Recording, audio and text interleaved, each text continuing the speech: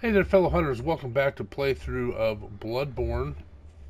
I'm Stubbs the Witcher, host of the most, and we are playing the. Well, we're doing a playthrough for honoring the 10th anniversary of Bloodborne. And when I say we, I mean I'm not great. My buddy from the Free Time Creators Collective and I are both doing this, and he has already completed it. So kudos to him. Great job. I'm not great, and regardless of what your name says, I think you're pretty great. It's just like our other friend, Mindless Meat. He's a chemist out in the Washington State area. And while he is made of meat, he is not mindless. Um, he will, though, confess that he is made of meat and beard. So there you go. A little bit of insight into my friendships. But anyway, we're playing through on the 10th anniversary. We're completing the game, the DLC, and fighting Yarnum through Marion Queen. And I just finished up the Nightmare of Mensis up to Murgo's Loft, or, well, up to Murgo's Wet Nurse, really. And so I'm going to take a moment to go take on the Queen. So I want to see if something changes. Whenever you kill Murgo, and really you're killing Murgo because once you kill the Wet Nurse, the Nightmare Slain message does not come up until the baby stops crying, who is Murgo. So once you kill him, if you go back out to the Queen who's out there just crying and looking up at the stars with some sort of blood down her front, which I'm not going to get into the delicate nature of that right now. It's when you come back out, if you go down and interact with her, she actually kind of nods at you, then disappears. So I wanted to see if she still does that after you take her out. Let's see. Top hat. Hey, what does this do? Black messenger hat. No, I don't like that. That's the church garb. This will be, yeah, top hat. Let him be spicy and attractive. All right. The other thing I need to do is figure out. I got to try to remember where I've got all the hunter tools I need, but I do kind of want to get the messenger hunter tool that turns into messenger. I don't remember where that is right now. Think about it. Probably look it up. All right, Lois. So let's make the great Thumeru Ehil Chalice where the Queen resides. And oh crap! I don't have enough blood runes. Well, blood runes, blood echoes. Okay, well, I'm going to show you how I farm for runes. So the first thing we do, we don't care about that. So we're going to change this to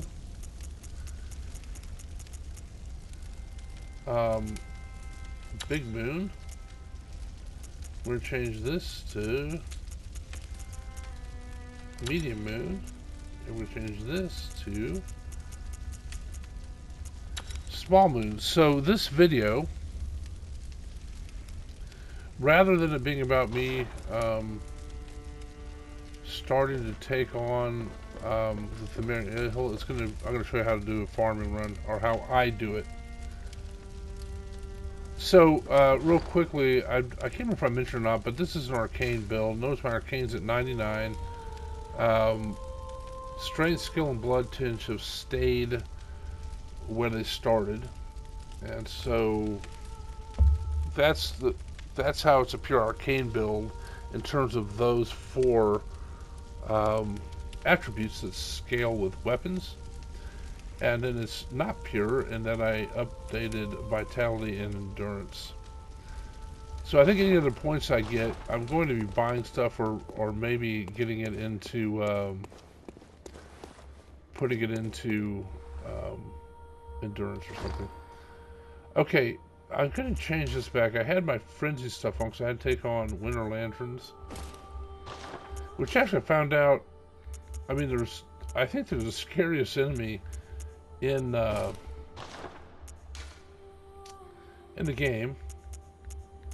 Because they're so devastating, and if you make a mistake with them, you are punished and generally killed for it. But it takes 3 Augur Breduses to take him out. So I'm going back to my regular wizard armor.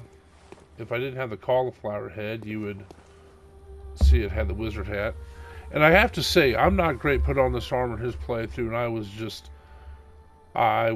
on cloud 9. That was pretty cool to see him wear this. Anyway, let me really quickly show you how I do the weapons.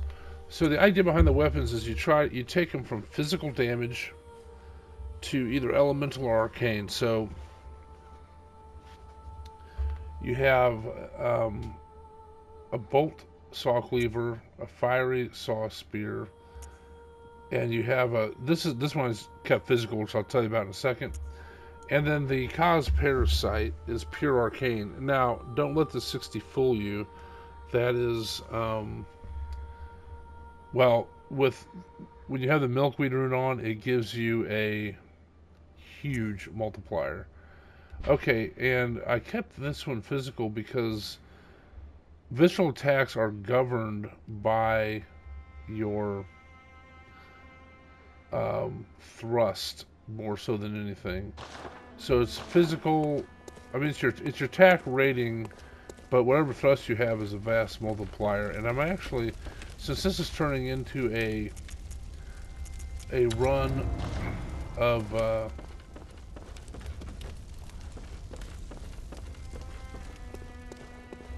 for runes, a farming run, I'm going to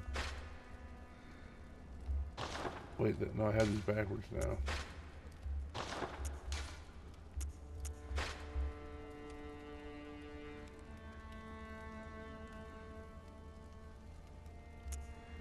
Let's see, that does, what does that do? 300. Yeah. 345. 445. Oh, here's easy. No, I don't have to add it. 453.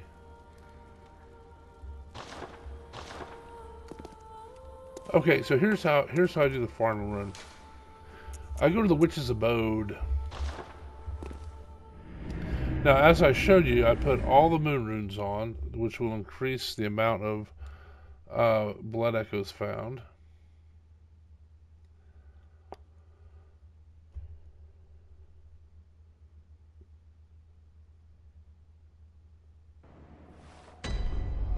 And since I'm still arcane build, I'm going to do this. And we'll use a bunch of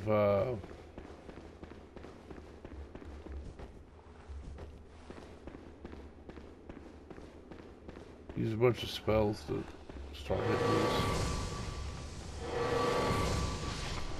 I really don't know why this is missing. Alright, this guy's gonna come up and get all uppity with us.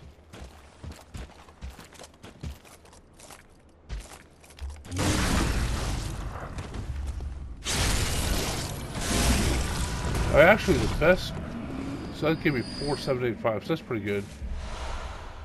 So you can see we're just picking up runes by the bucketful.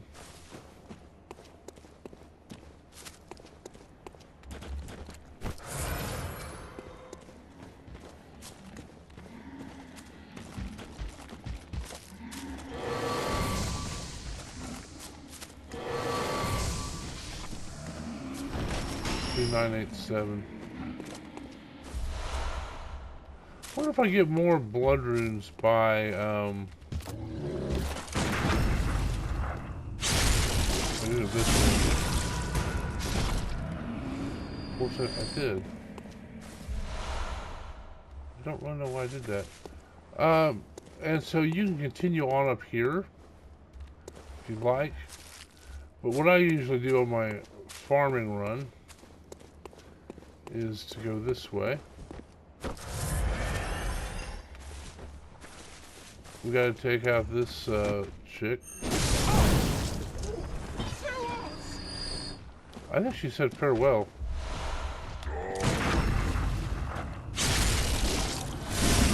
Take him out. Well, that was weird graphic. He fell on his own body. And we're gonna face one of those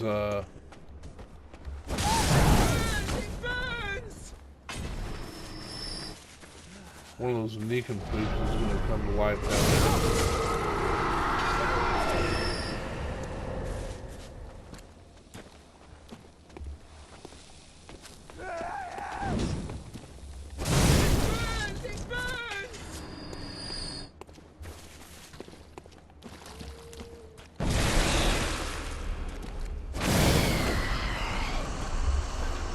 2,447. So, yeah, see, we're picking up a whole bunch of runes. We got these crazy ladies to deal with.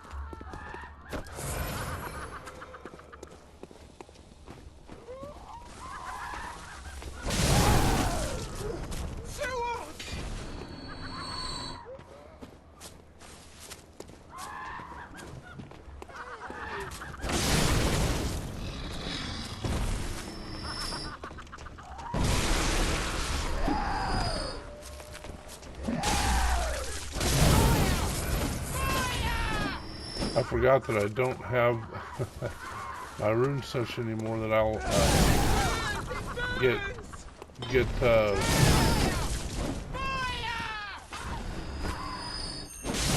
I'll get bullets back for health back from visceral attacks. So this is about a 30,000 run so far. Now you could just go back here and say the run's over, we're going here, but I'm going to continue on because let's say you also want to farm some blood bullets.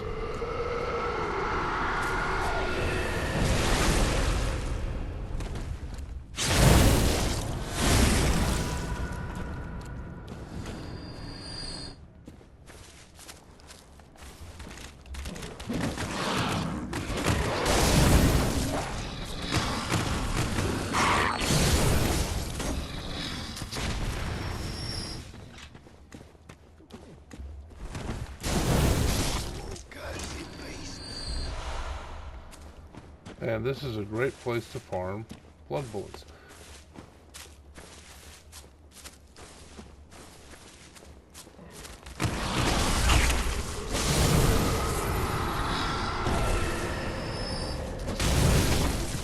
Now, if you just want a blood bullets, you can just start at that second land. Alright, where did this fart knocker go?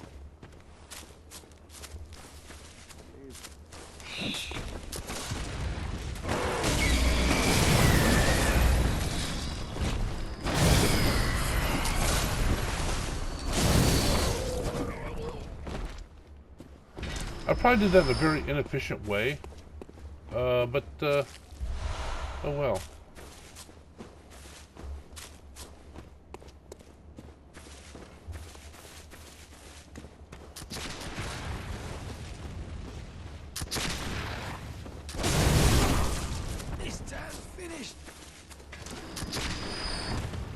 There's really not too much to fear from these guys.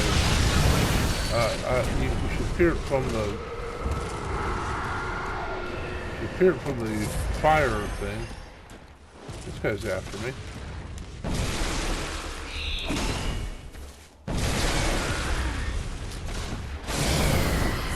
I gotta get this guy up here that's firing at me.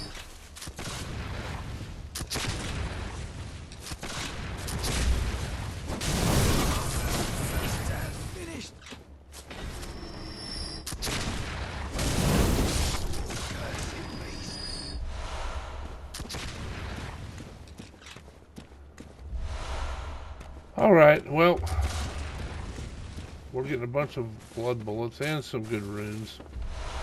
So when I farm for runes, that's usually what I do is I do that little circuit to kill the two, I don't know what those guys are called. I'm not great calling them constables. The guys with kind of the halberds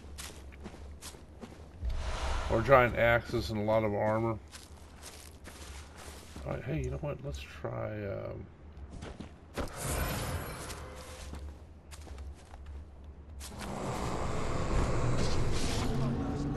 I only got one of them. What a waste.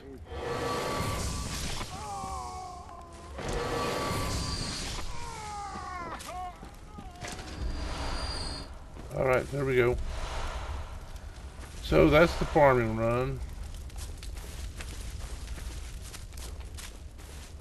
And I don't usually do this part with the bullets, but I just wanted to show you that while we're at it. I would usually just take my acquired runes and go home after the after I get through this area. So one of the things, if you really want to farm runes effectively, put in a depth 5 chalice. The multiplier is something like 9 times the amount of the treasure. No, well, actually, it might be 63 times. I don't have to look at the multipliers, but it's a lot, and you just make bank in there. And so we're getting ready to put in place the Pthumerian E-Hill. Get ready to go through that. We'll put that in place now. Ritual Blood 5, Red Jelly. By the way, Red Jelly is probably the grossest of all the chalices. If you look at it, it's a baby, like that's been stillborn or something like that. It's really off-putting. I want to get the rest of the outfits, so working on that.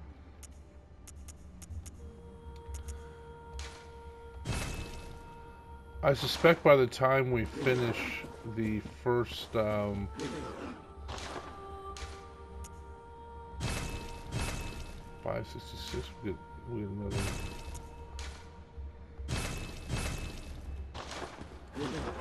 I suspect by the time we get another